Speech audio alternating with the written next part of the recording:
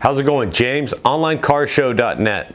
Well, in this video, we're going to be going over the Showplace Classics Halloween Spooktacular car show. So without hesitation, let's go ahead and get this video started.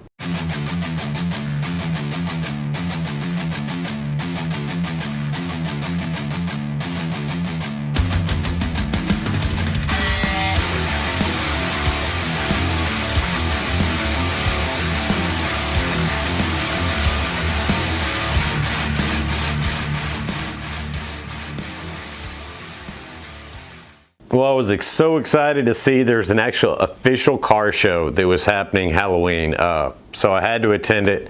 Showplace Classics put it on.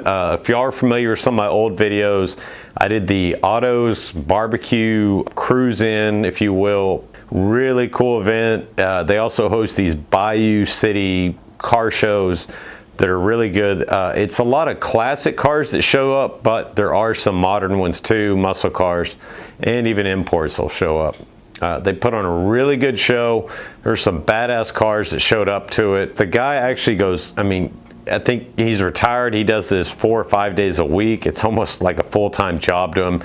And he puts together everything, even all the way down to the trophies. You know, he takes pieces here and there and puts it together.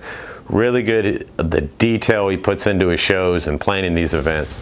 I highly recommend it. I think it's showplaceclassics.com. I'll put a link in the description of either way. But anyways, ended up going out there and ended up taking a trophy at the end, which is freaking awesome. And by the way, this is the coolest freaking trophy I've ever wanted to show. So I'm gonna go ahead and just let the footage roll and y'all can see some of the cars that were in attendance at the show.